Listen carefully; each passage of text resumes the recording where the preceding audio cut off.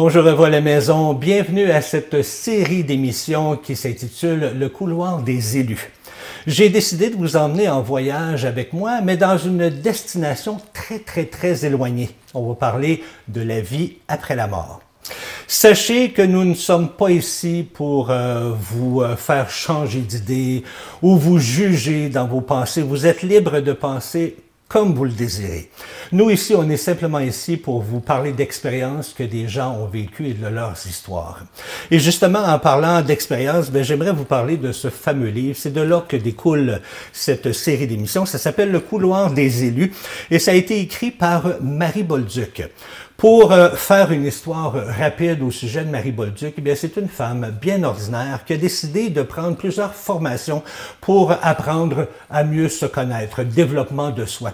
Et de fil en aiguille, eh bien, elle a appris aussi comment interpréter les rêves et comment faire des voyages astraux. Et lors de ses premiers voyages astro, eh bien, elle a rencontré son guide, un guide qui s'appelait Abraham et qui lui a dit « Tu vas écrire des livres. » Elle a pris ça à la légère quand même, mais elle s'est décidée, pendant qu'elle faisait des voyages astro, une fois revenue dans son corps, d'écrire tout ce que le guide lui avait dit.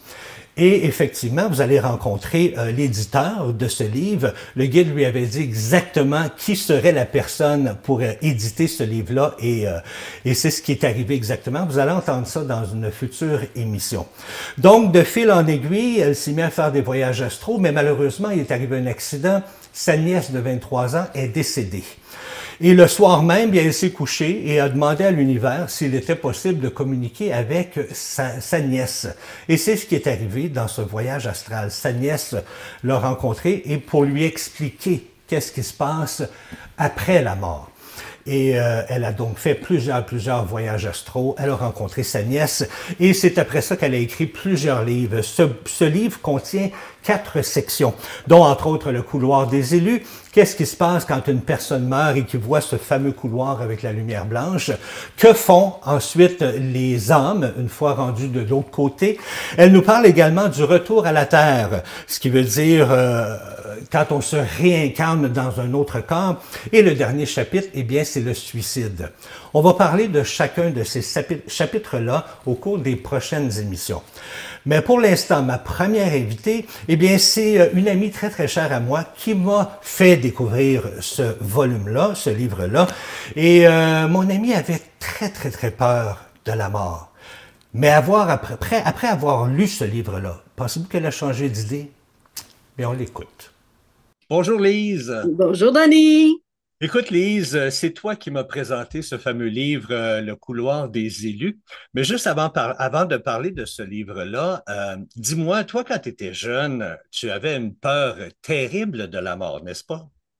Terrible n'est pas le mot, Dani. C'était viscéral. Je ne sais pas d'où ça part parce que je ne suis pas une famille qui m'a fait peur ou quoi que ce soit. C'était effroyable. Et j'ai réfléchi à ça depuis le temps et je me suis dit, moi, j'étais un enfant qui était très près de mes parents. Et la peur était que lorsque j'allais mourir, j'allais m'ennuyer de mes parents. Je n'avais pas de point de repère, j'allais être toute seule. Je pense que c'est là le point de départ de ma peur. C'est toi, Lise, qui m'a présenté le fameux livre que j'adore et qui a vraiment changé ma vie, Le couloir des élus. Comment tu t'es venu à la rencontre de ce livre-là? Qui t'a présenté ça, toi? C'est une amie, ma belle amie Josette, avec qui on partage beaucoup de choses spirituelles, qui m'a aussi initiée, qui m'a fait grandir dans tout ce qui est les anges, la protection, les guides, tout ça, et qui, elle, quelqu'un lui avait présenté, c'est une voisine. Alors, c'est un livre qui fait beaucoup de chemin, c'est un livre qui fait du bien. Je lui en ai parlé encore hier et c'est un livre qui nous apprend, il n'y a aucun jugement, c'est de la bienveillance, c'est de la douceur, ce n'est que de la douceur et de la bienveillance. Je ne peux pas dire autre chose de ce livre-là. Euh, c'est quoi les réactions, toi? Là, tu me parles de douceur et de bienveillance. Tu l'as lu, ce livre-là, bien sûr, avant de me le passer. Euh, y a-t-il des chapitres dans le livre qui t'ont marqué plus que d'autres? Oui, oui, oui, il y a des chapitres, je te dirais, tout ce qui est la grossesse au niveau des premiers mois, deuxième mois de grossesse, tout ça. Mais je pense qu'au-delà de tout, ce qui m'a rassurée, ce qui m'a fait, et je relis souvent ce passage-là, quand ils nous disent qu'on peut choisir avant notre mort et demander surtout qui va nous accueillir au moment où on va quitter la terre. Et moi, c'est bien entendu que c'est mes parents parce qu'il y a une suite à mon départ, mon arrivée et mon départ. Et c'est mes parents. Moi, je veux que mon père et ma mère soient là. Alors, ça fait une boucle et en même temps, ça m'a rassuré d'une façon incroyable. Alors, je peux dire que 99,9% de ma peur est partie à la lecture de ce livre-là. Oui, c'est un super bon livre, justement, qui nous rassure. Euh, Dis-moi, est-ce que je peux dire maintenant que, ou entre autres, toi, la vie après la mort, tu crois à ça, là? Hein? Tu crois qu'il y a quelque chose de l'autre bord, de l'autre côté? Oui, oui, oui, oui. Disons qu'à l'adolescence, déjà ma curiosité était là. J'ai lu la vie bon là parce que je veux le dire, je l'aurais pas là. Brady Murphy. Bon, j'ai lu des livres, mais c'était pas aussi. C'était des expériences de gens qui revenaient, qui étaient réincarnés, mais c'était pas autant dans la douceur et autant expliqué aussi simplement, aussi il y a plein de choses, tu sais, comme souvent les gens qui s'étaient suicidés, il y avait comme pas de, il y avait pas de salut pour eux autres. Les enfants qui étaient nés puis qui n'avaient pas été baptisés, il n'y avait pas de salut pour eux autres. Bon, ça allait évoluer, mais il n'y a pas de jugement dans ce qu'elle nous apporte. Alors, c'est comme si on avait droit à la paix dans l'au-delà. Tout le monde avait droit à la paix et à un pardon. C'est ça qui me rejoint beaucoup dans ce livre-là. Et comme tu dis, si ce livre-là a réussi à t'enlever une grosse partie de ta peur de la mort, je pense que c'est chose accomplie là, pour ce livre-là. Hein? Oui, oui, Ouais. totalement, totalement. C'est un livre que tu recommandes? Ah, tout le monde devrait l'avoir sur sa table de chevet. C'est vraiment, je le redis encore, c'est un livre de la bienveillance, la douceur, l'amour, l'accueil. Ce n'est que de l'amour. C'est ce qui nous rattache au-delà de la religion, au-delà à laquelle on croit. J'ai toujours cru, malgré ma peur, j'ai toujours cru que c'était l'autre côté, que c'était beau. Que moi, je suis croyante, alors que Jésus allait être là, pas très loin, à nous accueillir. Puis encore plus ceux qui ont peur, je pense qu'il va être encore plus présent pour nous convaincre que, garde, t'avais peur pour rien. Fait que, oui, Lise, merci infiniment de ton temps. ben, ça me fait plaisir. Et surtout, merci de m'avoir fait découvrir ce merveilleux livre. Ben, ça me fait encore beaucoup plus plaisir pour ça, Danny. Merci. Bye bye, Lise. Bye bye! Eh bien, nous sommes de retour avec une deuxième invitée que vous connaissez sûrement parce qu'on a déjà eu le plaisir de la voir ici à CTB TV. C'est notre ami Pascal Piquet qui est coach de vie. Bonjour Pascal. Bonjour Dany et bonjour à tous les téléspectateurs et téléspectatrices qui vont avoir le plaisir, le privilège de nous écouter. Oui, effectivement, parce que c'est un sujet fort intéressant. Oui. Et j'ai voulu avoir Pascal parce que Pascal, elle parle beaucoup de ça aussi. Puis je pense qu'on va lui demander. Pascal, tu as eu la chance de lire ce volume-là. Absolument. Le couloir des élus. Est-ce que c'est dans la même ligne de pensée que toi ou c'est simplement de l'ésotérisme que tu n'adhères pas, exemple? Alors, il y a deux volets dans la question que tu viens de me poser. C'est-à-dire que pour moi, ça n'est pas de l'ésotérisme. J'aime croire qu'on a une vie après la mort. J'aime croire que l'âme est indestructible. J'aime croire que nous sommes responsables de notre parcours, d'une vie à l'autre. Et puis, sous un autre aspect, j'ai découvert dans ce livre beaucoup d'enseignements que je diffuse à mes clients aussi. Et ça n'est pas autour de la réincarnation, mais ce sont des principes comme la bienveillance, comme le pardon, se pardonner à soi-même pour commencer. Donc j'ai vraiment surligné beaucoup de passages qui m'ont touchée parce que c'est déjà ce que j'enseigne. Puis est-ce que toi, tu crois finalement à la vie après la mort? Tu crois qu'il y a quelque chose ou t'espères comme la majorité d'entre nous? Je crois qu'il y a quelque chose, profondément. Parce que pour moi, on évolue. C'est pas vrai qu'on meurt et pouf, il se passe plus rien.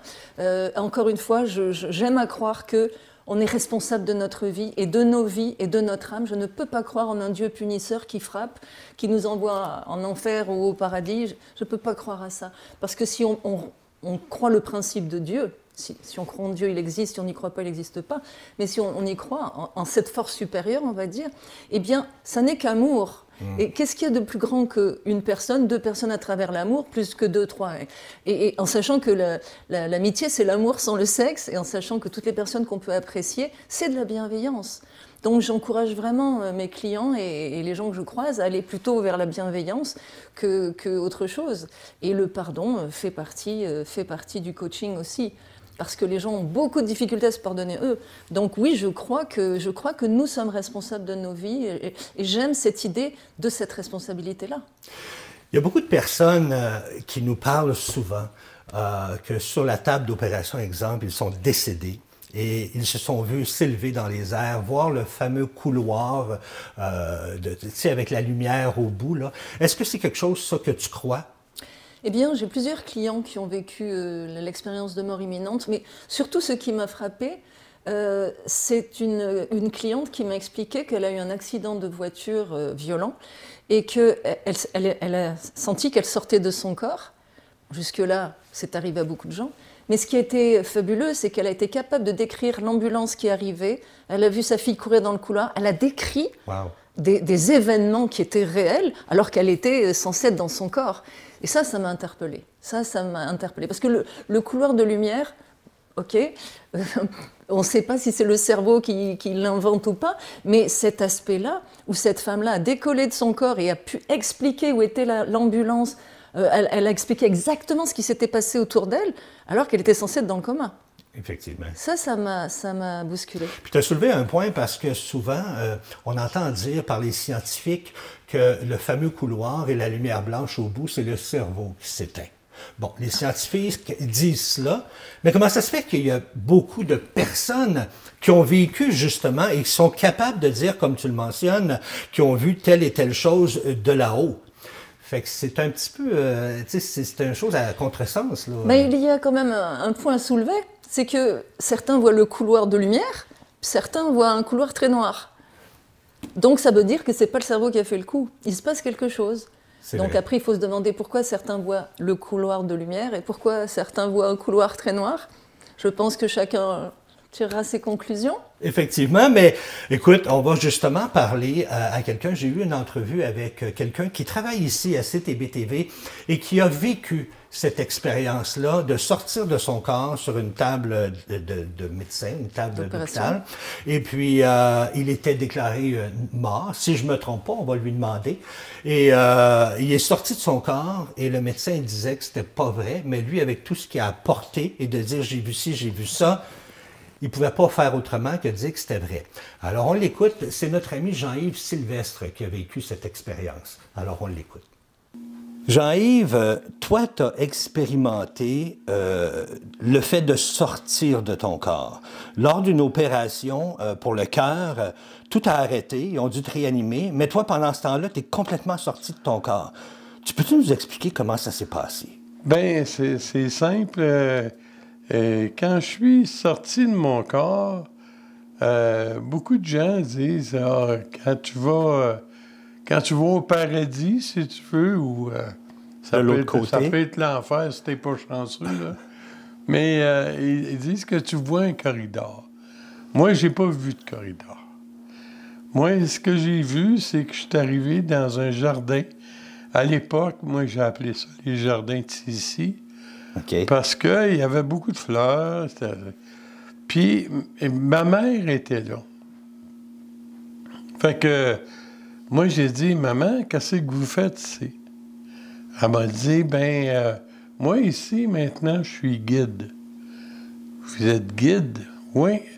Elle dit, je suis guide, j'aide les personnes à passer d'une étape à l'autre. Mais elle dit, toi, t'as pas d'affaires ici. Elle dit, faut que tu retournes. Ben là, j'ai dit, bon, et si t'es prêt à me faire opérer? Ben oui, mais elle dit, retourne. Je suis retourné.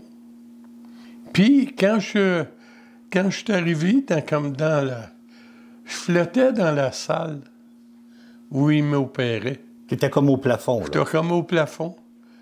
Puis, mais je voyais tout, là, tu sais, comme j'ai regardé faire. Puis là, il disait, on l'a perdu, on l'a perdu, on l'a perdu.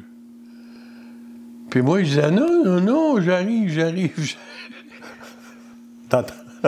Fait que j'ai rentré par la plaie. Mais là, quand je suis rentré par la plaie, j'ai trouvé que le corps était trop petit pour moi. Là, ça a fait mal. J'ai ressenti toutes les douleurs de l'opération. Puis ça a duré peut-être 10 secondes, 5 secondes, je ne sais pas. Puis là, j'étais comme dans une inconscience. Je suis revenu parce que dans la salle d'opération, dans la salle de réveil, il y a eu une hémorragie. Et ils ont été obligés de me réopérer vite, vite, vite. OK. Fait que là, je suis reparti encore, ben... T'es ressorti de ton corps? Oui. OK. Fait que là, me voilà encore dans le même coin avec ma mère encore. Mais là, le personnage qui était avec avait changé. Mais ça, c'est pas ça qui est le point, c'est que elle a dit, t'as pas d'affaires ici. Les gens ont besoin de toi encore, t'as pas d'affaires ici. Retourne. Là, je ne vais plus te voir ici aujourd'hui. C'est la manière de parler de ma mère. OK. Je ne vais plus te voir ici aujourd'hui. Fait que là, je suis revenu. Là, j'ai comme vu les gens dans la salle d'opération. Puis lorsque je suis revenu à moi beaucoup plus tard, j'ai revu le chirurgien. Fait que j'ai raconté ça. Il m'a dit, ça se peut pas. Ben, je veux dire, moi vous dire qu'il y avait une petite dame qui était avec vous. Elle est noire, puis elle se débattait. Elle voulait que je revienne, elle. Puis elle dit, il s'en revient, il s'en revient, il s'en revient, il s'en revient. C'est elle qui me tenait endormi. J'ai dit, elle avait peur. Parce qu'elle m'avait perdu. Puis quand je suis revenu, j'ai dit ça. Il dit, il y a quelqu'un qui vous a raconté ça. Puis c'était vrai, là? C'était vrai, c'est vrai. Ah, vrai. ouais? J'ai dit, non. J'ai dit, c'est vrai. Je l'ai vu. Il dit, c'est vrai qu'elle était là. Wow! C'est vrai qu'elle avait paniqué parce que c'était la première fois qu'elle faisait ça.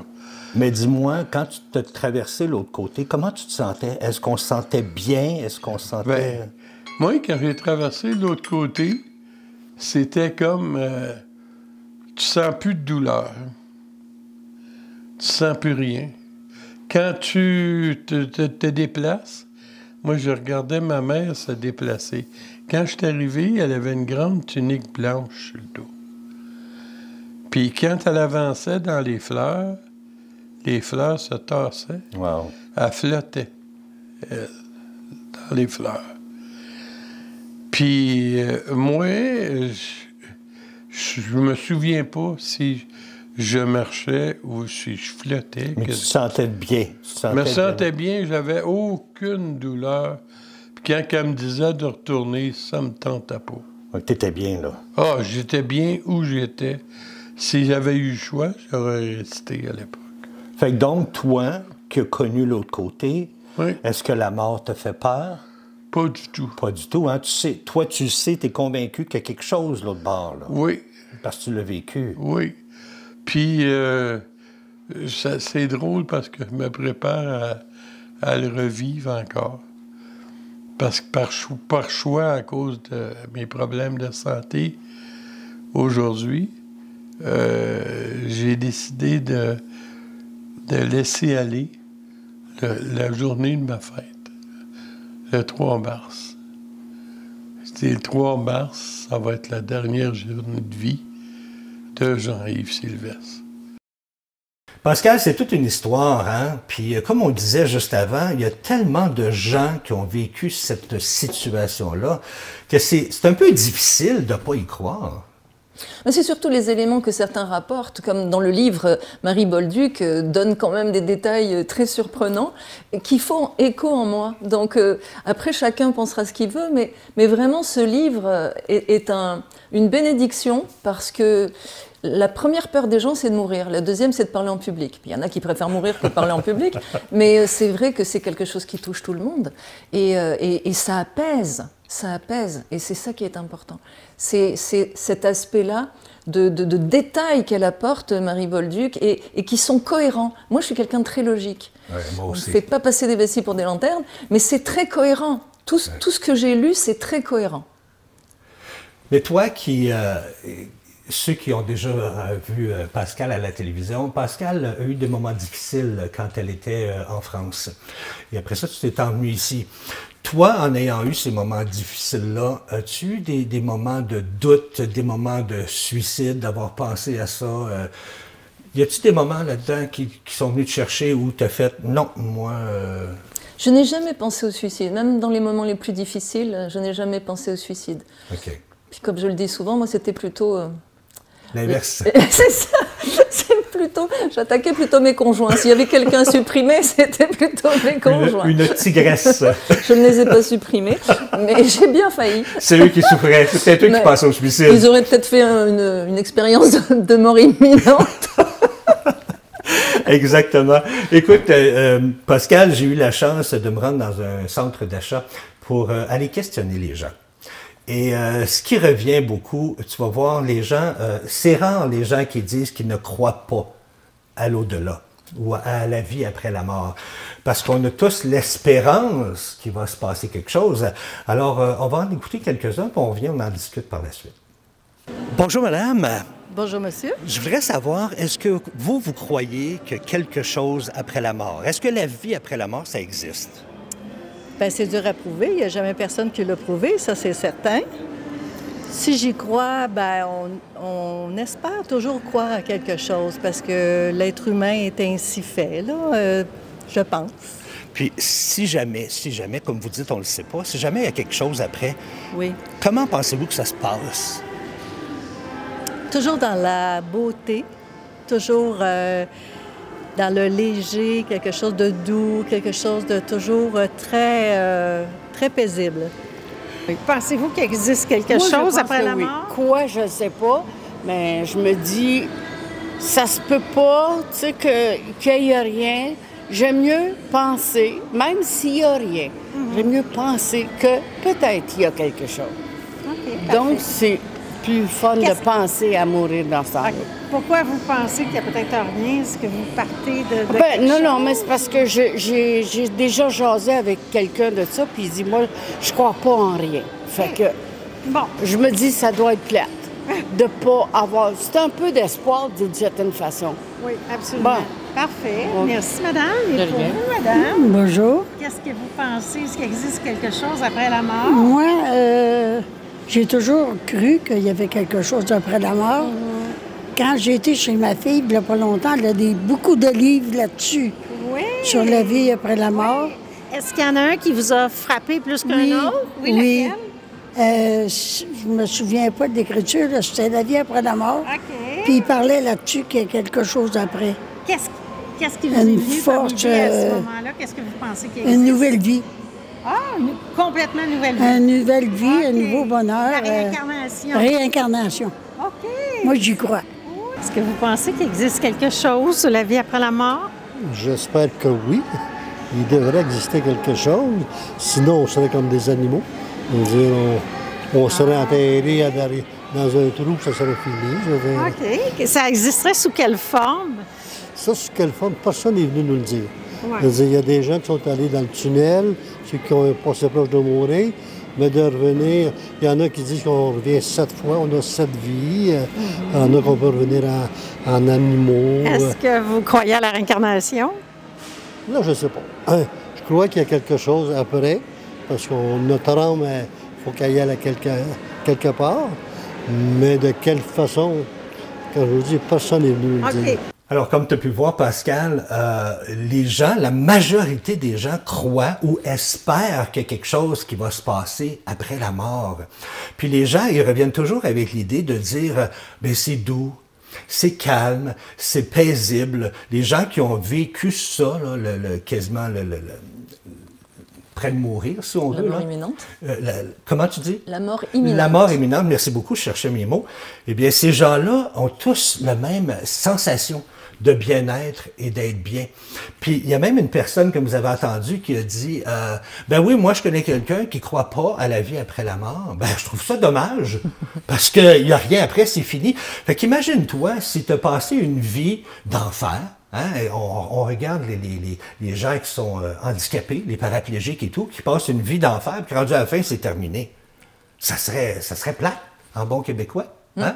Tu penses pas? Mais on va toujours chercher notre confort. Nos croyances vont être fondées sur ce qui peut nous faire du bien. Alors, il y en a certains qui préfèrent se faire du mal dans leurs croyances, mais la majorité des gens vont garder un espoir. L'espoir fait vivre, ben, même après la mort, mais l'espoir fait vivre. Donc c'est important de croire en quelque chose. Puis toi, en termes de coach de vie, ben, c'est ce que tu apportes aux gens, non? De l'espoir, d'avoir une belle vie, de rendre sa vie meilleure. Tout à fait. C'est une deuxième vie. D'ailleurs, je leur dis, tu vas naître, quel que soit l'âge, c'est maintenant que tu vas naître. Parce que jusque-là, tu as survécu, mais maintenant, tu vas vivre. Okay. Et d'ailleurs, à ce titre, par rapport à la mort, il y a un auteur inconnu qui a écrit « Je n'ai pas peur de mourir, j'ai peur de ne pas avoir vécu ». Oh, c'est bien dit, ça. C'est une question qu'il faut se poser. Donc oui, il y a beaucoup de gens qui n'ont pas encore vécu parce qu'ils sont en situation de survie. Et quand ils décident de se prendre en main, à travers une démarche, que ce soit un coaching avec moi ou peu importe, mais quand ils décident de se prendre en main, qu'est-ce qu'il faut faire ? Il faut absolument muscler la confiance et l'estime, c'est la base de tout. Et à ce moment-là, on peut reconstruire sa vie.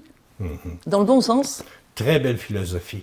Merci beaucoup, Pascal. C'est ici que se termine la première émission. Toujours Merci à vous. Plaisir, Denis. Et je vous le conseille fortement de vous procurer ce magnifique livre qui s'appelle « Le couloir des élus ».